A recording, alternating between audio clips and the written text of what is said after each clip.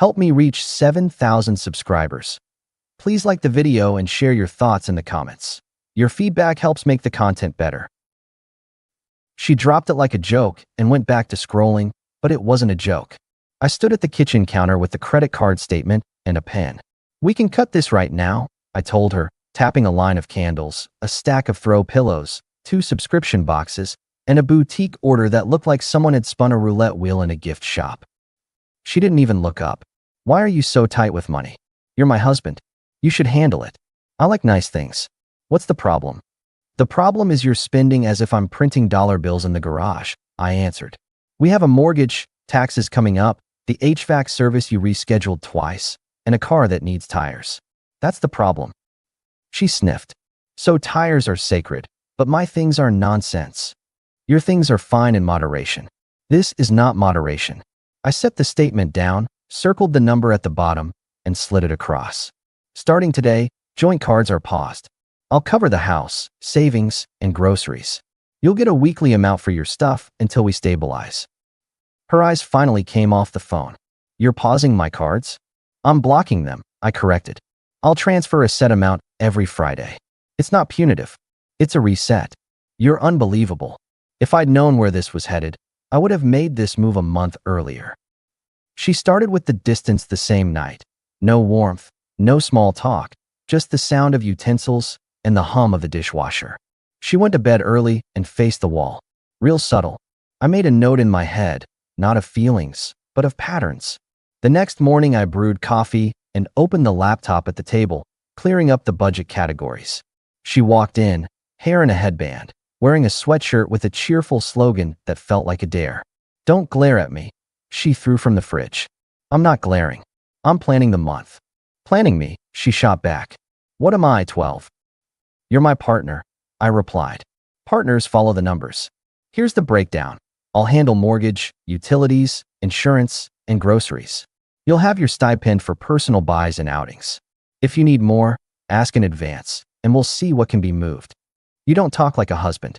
You talk like a supervisor. Want to talk like a husband and wife? Then respect the budget we both claim to care about. She grabbed almond milk and shut the fridge with her hip. I have a brunch Sunday. Not this week, I told her calm. We're pausing discretionary groups until we get our footing. Her jaw twitched. My friends will be there. Good for them. I'll be in the garage finishing an estimate. We can host them here next month if the numbers line up. You're always counting. Because the bills do, too. She stared at me as if I'd swapped out our wedding photos for spreadsheets. Then she went quiet and sent a fragrant cloud of moisturizer toward the sink like punctuation. At work, Ethan, my foreman, leaned against the office door and held up a donut like a white flag. You look like you slept with your boots on. I slept with a human icicle, I told him, moving invoices into a neat stack. We're dialing back spending. She's not thrilled. Money never argues. People do, he muttered. That's why I'll argue once and move the numbers twice. I set an alert on my phone, switched direct deposits, and separated the emergency fund. If she wanted to call me controlling for making sure we didn't set the house on fire, so be it. That evening she came home with a bag anyway, small but glossy, the kind that costs more than what's inside. You blocked my card, she announced, holding it up like Exhibit A. So I used mine. You opened a store account? I asked, looking at the logo. It was easy, she replied. They said I was pre-approved. For a discount and a headache later, I said. Return it. No. Then that's this week's money, and next week's is half. I replied, not raising my voice. That's how we keep rules from becoming suggestions. She laughed under her breath. You really think you can teach me a lesson? No. I'll teach the budget a lesson. No more leaks. Her eyes narrowed. This is unattractive. Then we have a bigger problem than a candle haul. She went silent again. It wasn't the honest kind of silence that says, let me think. It was the silence that says, I'll punish you with absence. 3 days later, the pendulum swung. She showed up at my shop around noon. She doesn't come there. She doesn't like the dust. She set a container on my desk and a handwritten note. Chicken and rice. Sorry about the other night. I know you're trying. You cooked. I raised a brow. It's not illegal, she said. Smells good. Ethan called from the doorway, then retreated like a smart man who knows when not to be a witness. I took a bite. Thanks. She watched me. I've been stressed. Brunch. I'll skip it this week. That's your call, I answered. Skipping won't kill you. I get it, she added soft. We need to be grown-ups. Good. And next month, I have a girls' trip. Flights aren't cheap, so if you could free up some extra. There it was. I set the fork down. No trip next month. I just said I would skip brunch. Her voice sharpened. I meet you halfway, and you slam the door. You met me halfway to ask for a flight, I replied. I'm not a vending machine. We're stabilizing first. She stood straighter. I'm not asking permission. I'm telling you early. Appreciate it. Still no. She tilted her head. Is this really about money or about control? It's about math, I answered. And discipline. I'm not running a charity. I'm your wife. That's why I'm telling you the truth. She picked up the note as if she regretted writing it and slid it into her pocket. You know, most husbands want their wives happy. I want mine respected. Happiness follows that. She left with a smile that had no warmth. The food tasted fine, but the timing tasted off. Apology with a hook buried in it. Classic bait. I made another transfer to the emergency account and added two-factor authentication on everything. Saturday, we got an invite to a neighborhood barbecue. I didn't mind going. Sometimes strangers help you see your own house clearer. We brought a salad and stood in a circle of lawn chairs. Marty, who lives across the street and enjoys telling other people's stories back to them, asked, So, anniversary coming up, right? Big plans. Quiet dinner, I replied. She cut in. If he lets me order a side, she joked, looking at the group. We're on rationing. He's become the budget police. Marty laughed like that line had been waiting for release. Karen, our neighbor who runs everything from PDA to the rumor flow, smiled into her cup. I kept my tone even. We're being sensible. House first. She went for it again. He even made envelopes. Wrong family, I said. I made categories in a spreadsheet. And I'm not a punchline. Relax, she chuckled. Everyone jokes. Leave our budget out of it, I replied. I didn't add please. I didn't add later. I said it so the circle heard it. Karen's eyebrows went up, but she nodded like she understood the message. Marty shifted in his chair. The grill popped. My wife stared as if I'd broken some performance rule. After we ate, she pulled me aside. You embarrassed me. You did that when you volunteered our private business, I replied. This stays between us. Say it out loud.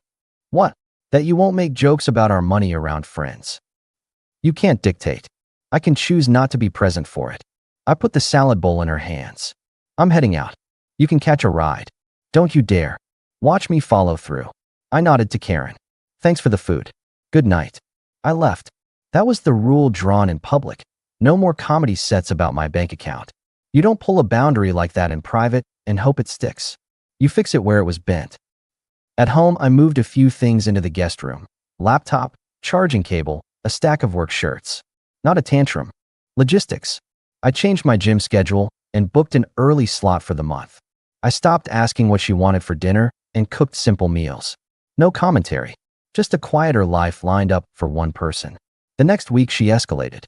She gave me the cold, real cold. No good mornings, no touch, no questions. She turned our bed into a partitioned conference table. One night, I said, You done? From the doorway. With what? She replied, eyes on a show.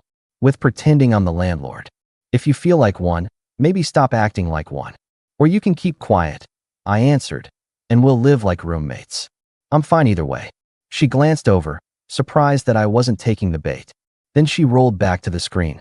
That told me what I needed. Fine. Roommates it is. I put a stop to midnight chats, favors, and any social plans where I'd be used as a prop. 2 days later, she tried the softness again, this time bigger. She came into the garage in jeans and a t-shirt, brought a 6-pack of sparkling water, and stood next to me while I sorted tools. Hey, she began, almost warm. I've been thinking. Our anniversary, why don't we do something small at home? I'll cook. Just us. Small is good, I said. And maybe a cake with your parents? I know you like that tradition. Sure. She exhaled like she'd lifted a bar. I miss us. Then stop mocking me in front of people. I was teasing. Stop teasing me in public, I repeated. And stop spending outside your budget. That's it. I'm not asking for a parade. She nodded. Okay, I hear you. That evening she was careful. It was almost convincing. She lit 2 candles. Old ones, not new, and made salmon with vegetables. She touched my arm when she passed the plates. Later, she settled next to me on the couch and leaned in. "This is better," she whispered. "It is," I agreed, and I meant the quiet part. But my calendar reminder was still set for every Friday. Transfer her weekly amount, audit categories, review alerts.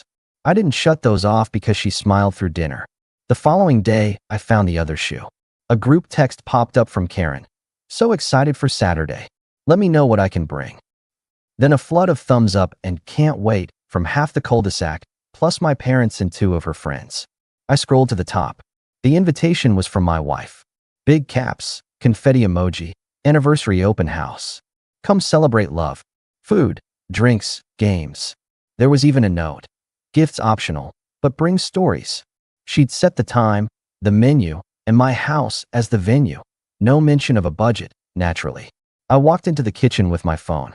"You planned an open house." She looked up from the counter like it was nothing. "Yeah." Small thing got bigger. "People love us." I said small dinner. I reminded her. "You also said you wanted family there," she countered. "Relax. I'll handle it." "With what money?" "Stop being dramatic." "You didn't answer."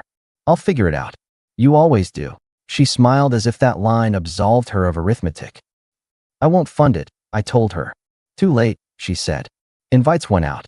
Everyone's excited. "I won't fund it," I repeated. She turned the water on, loud enough to drown reality, and pretended not to hear. That night, I opened the safe and noticed the emergency cash was short. Not by accident short. Purpose short. I didn't make a speech. I locked the safe, checked the log, moved what was left to a safety deposit box the next morning, and changed the code. Inside the same morning, I reserved a short-term apartment a few blocks from my shop. 2 rooms, clean, month to month. I moved my passport, my documents, and my grandfather's watch to my office locker. Then I called a locksmith for the shop door, just in case, and set up a mail forward to the P.O. box. If you think it's cold to prepare, ask yourself how warm it is to be laughed at in your own home while your savings leak under a party flyer. My friend Tom called that afternoon. "Karen told me your wife is throwing a festival." "Open house," I corrected. "Yes." "You good?" "I'm scheduling my life," I replied. "I'll be good when it's scheduled."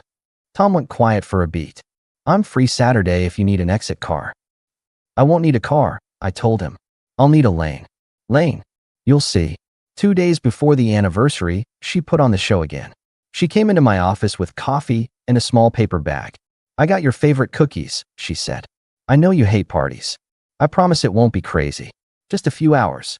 "You already invited half the county," I replied. "Everyone misses us," she countered. "And I want them to see how good we are." "We're not good." She smiled like I was adorable. "Don't be grumpy. It's one night. Then keep it small." "Let me handle it," she said, and patted my shoulder like I was an intern.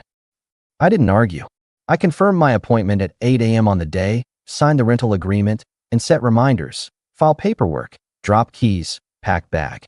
Then I went home and grilled chicken for one, cleaned my dishes, and slept in the guest room like a tenant who pays on time.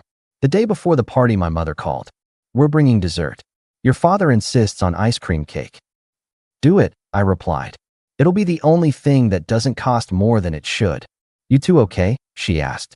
"We will be," I said. "Mom, just be ready for honesty." "I always am," she answered, in that voice that says she's seen more than a few storms and knows which ones pass and which ones clear the air for good. At 11 that night, my wife tried one more angle. She came into the guest room doorway in a soft robe, polite smile in place. "Can we talk?" "We can state facts," I said, staying seated. I pushed. You pulled back. "I get it. I shouldn't have joked," she began. "Correct," I said. "And money is tight, sure. I can adjust," she went on. "Great." She took a tentative step. "So, come back to bed. Start over. Tomorrow will be nice. People need to see we're solid." "I'm not a prop," I replied. "And I don't do resets on words. I do them on actions." "This is an action," she said, gesturing to herself, smiling more. "I'm here." "You're here because you need me to stand next to you while you play hostess," I answered. "You took cash from the safe. You built a party on my name without my yes." "It's our house," she snapped, mask slipping. "It's our house when respect lives here. I said. When respect leaves, so do I. You're being ridiculous, she fired back. One party and you act like I robbed a bank. It's not one party. It's a pattern. And I'm correcting the math. You think people will be on your side if you make a scene? She asked. I'm not making a scene, I replied. I'm avoiding one. I stood. Good night. She rolled her eyes and left with that spin only people who expect forgiveness can pull off. I packed quietly. 2 suits, work clothes, toiletries, laptop, documents already moved. I put the bag in my truck, set 2 alarms, and slept fine. At 5 a.m. on the anniversary, I showered, dressed, and wrote a single line on a sticky note. Don't look for me here. It isn't home today. I placed my ring on top of it, on the empty dresser space where her trinkets used to pile up. I took one last look at the living room set up for triumph. Balloons half inflated, banners folded, and locked the door behind me. By 7, I was at the apartment signing papers. By 8:30, I had keys and a Wi-Fi password. At 10, I stopped by the county office, submitted what needed submitting, and confirmed the next steps. No drama, just a signature and a date stamp that told me I'd moved from thinking to done. All day my phone pinged. Vendors, neighbors, can you grab extra ice? From Karen, and 2 texts from my wife, both breezy. Don't be late. And wear the blue shirt. It photographs well. I ignored them. I organized my closet by function. I set up the coffee maker. I tightened a cabinet hinge the landlord had neglected. You ground yourself with practical tasks when everything else tries to spin. At 6:15, my screen lit up with her call. I let it ring once, twice, then answered. Where are you? She demanded. Laughter and voices swelled behind her. Everyone's waiting. I'm not coming. That's not funny. I'm not joking, I said. I'm not celebrating disrespect. What? This marriage is over, I told her. I took care of the paperwork today. She made a sound like a mic cutting out. Say that again. Put me on speaker, I said. What? Speaker, I repeated, steady. You wanted an audience. There was a shuffle, then silence, then a hush of a room realizing they're part of something. I could pick out my mother's low cough, Marty's chair scrape, Karen's breath. You're on, she said, brittle. Hi, everyone, I said. Thanks for coming out for a party. There's a change of program. The marriage you came to toast isn't a thing anymore. I filed today. If you want to celebrate, call me later. We can throw bowling balls instead of confetti. What are you doing? She hissed. Ending what you started when you decided my work is your shopping tab and our life is your stage, I replied. Enjoy your night. You can't, she began, but I hit end. No more scenes. No more stage. My phone lit up in seconds. Tom, then Ethan, then my mother. I took Tom. You serious? He asked odd. I'm at the lanes in 20, I answered. We're already here, he said, like he'd expected this might be the night. I walked into the bowling alley and it felt correct. Bright lights, no pretenses, everyone equalized by bad shoes. Tom clapped my shoulder. Ethan gave me a look that mixed respect and relief. Our buddy Jay showed up with his usual deadpan. So the party moved venues. That one can have the punch, I told him. We got a lane. I rolled the first ball and left a split. Perfect metaphor, but I didn't say it. I wasn't in the mood to decorate. Halfway through the second game, a woman 2 lanes down asked if I'd seen her ball hook left on the approach. She had dark hair and a ponytail and the kind of easy posture that says she's comfortable being a person without putting on a show. Depends, I answered. Is it the one aiming for the gutter or the pins? She laughed. I'll take either as long as one falls. She stuck out a hand. Nora. Mike, I replied. Happy. Saturday, she tried. Let's keep it at Saturday, I said. She nodded, like she understood more than the words. Tom leaned in later. You gonna ask for her number? Not tonight, I told him. Tonight, I clear my head. Fair, he said, and we played till the place closed. We talked about flooring and bad TV and whether anyone actually likes anchovies. Nobody made speeches. That was the point. Sunday morning, the phone was quiet. Noon it started again. Her friends first, call me, what happened? Then Karen, you okay? Then my mother, I'm proud of you. Come by for leftovers if you want to avoid cooking. I texted Mom I'd swing by for cake. It tasted exactly like cake, which is to say it made no promises it couldn't keep. Monday I went to the house during lunch, alone, while she was at work according to her calendar. I walked through the rooms with a box and took what was truly mine, tools, my grandfather's photo, the fishing reel Dad gave me at 16. I left the couch, the dining table, the bed. I wasn't stripping a ship. I was leaving a port. That night she called. You humiliated me. You humiliated me for a month, I replied. You turned me into a prop. I turned off the stage lights. You couldn't text first? I didn't want to argue. I wanted a clean line. You taught me that last month. What does that even mean? It means when you cut warmth, I cut access. When you took money from the safe, I took the safe out of reach. When you invited people without asking, I removed myself from the guest list. You think anyone will side with you after that stunt? She asked. I don't need sides, I said. I need sleep. You're heartless, she fired. No. I'm done, I answered. We'll handle logistics through email. Don't you hang up on me, she snapped. I ended the call. If the last month taught me anything, it's that some conversations aren't conversations. They're nets. You stop swimming when you cut the rope. The weeks moved with the speed of paperwork and the quiet of separate schedules. I kept my head down and my routine tight. Shop, gym, a beer with Tom on Fridays, a call with Mom on Sundays. Nora texted me once. Hey, your friend gave me your number. No pressure. I replied a day later. Appreciate it. Let's be normal humans and talk in a bit. She sent a thumbs up and left it alone. No push, no performance. It was almost strange, like finding a door that opens without a trick. In the meantime, the reports came in, not from me, but from the ecosystem. Karen, who notices everything. My cousin, who knows my mother's church friend. Even Ethan, whose wife ran into my wife at the store. The open house had been awkward. People drifted. Stories didn't land. A few tried to fill silence with small jokes, but it turns out it's hard to toast a couple when one half calls in a different program live. 2 months after that night, the split was formal. It wasn't a victory lap. It was a release valve. I moved back into the house, legally mine, nothing dramatic, changed a few things, and left most alone. I replaced the banner hooks with fresh paint, fixed a squeaky cabinet, bought tires because tires have the decency to do exactly what you pay them to do. I texted Nora, coffee this week? She replied, Wednesday works. Honest smile emoji. No glitter, no fireworks. At the shop, Ethan asked, you good? I'm better, I told him. Feels quiet around you, he observed. That's the goal, I said. On Wednesday, I met Nora at a small place off Main. We talked like two adults who have weathered enough to know quiet isn't boring. I mentioned I was rebuilding my weekends. She mentioned she likes hiking, but refuses to pretend a rock is a chair. We laughed. When it was time, I said, I'm not rushing anything. I respect slow. I like slow, she answered. Speed is for exits.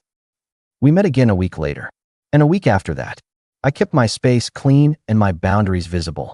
She seemed to like both. I still heard about my ex now and then. She moved in with her parents to reset. That's how the message arrived. Through people who can't help adding captions to your life. The open house crew faded. The brunch group had new topics. That's how it goes when the show ends. The crowd finds another stage. One Saturday, Tom came over to help me mount new shelves in the garage. He held a level while I drilled. Feels like a different place, he said. It is, I replied. What's your headline for the last year? He asked. Simple, I said. Respect is cheaper than parties. And if someone insists you buy their fun at the price of your dignity, you're paying twice. He grinned. Put that on a t-shirt. I'll put it in my head, I told him. 3 months after the paperwork, I hosted something small. Not an open house. A handful of people at a clean table, good food, no speeches. Nora brought a pie she actually baked. My parents joined for dessert. Tom made a joke and asked permission first with his eyes. I nodded. That's what earned comfort looks like. People placed their plates in the sink without a hint. Music played low. Around 9, I walked Nora to her car. She looked up at the house. You did a good job. With what? I asked. Making it yours without making it a museum, she said. It feels lived in, not staged. That's the nicest thing anyone said about my walls, I replied. She laughed. You're funny. I'm honest, I answered. That reads as funny after a certain kind of year. She leaned on the door. I'm in. Slow is fine. Real is required. Real is the only price I pay, I told her. On her drive away, my phone buzzed with a number I recognized and didn't save. I let it go to voicemail. I listened later. No words, just breathing and a hang up. That, too, told a story. I deleted it without a speech. When I finally slept that night, I slept like someone who had rearranged life by action instead of begging. No neon. No confetti. Just a man who follows through. If you're waiting for some warming middle where she realizes and apologizes, and we do a long talk over tea, keep waiting. People show motive by patterns, not pleas. Her pattern was this: spend, mock, ignore, then smile when she needed an audience. My pattern now is this: notice early, set a rule in public where the line bent, move my schedule, move my things, and, when the math still doesn't work, move out. The final line at the party wasn't a stunt. It was a receipt. I said it once more 2 months later when I signed the last paper at the county office and handed the pen back. I don't celebrate disrespect. The clerk nodded like she'd heard every kind of story. Maybe she had. I walked out into a quiet afternoon, got in my truck that finally had new tires, and drove to a home that didn't run on performances. I had dinner plans with someone who understands that money is numbers and respect is terms. I cleaned the grill, set 2 plates on the counter, and texted Nora I was running 5 minutes behind because the shelves in the garage were crooked and I couldn't stand it. She texted back, "Fix them. I'll bring salad." No drama. No stage. Just 2 people who know that you don't throw a party to patch a crack. You fix the crack. And if you want a parting line to stick on a fridge, here's mine. I left early in the morning and filed by noon because the only thing worse than living like a stranger in your own house is pretending it's fine. I didn't go silent. I didn't shout. I set the rule, did the math, and walked. She kept the balloons. I kept the house. And my life,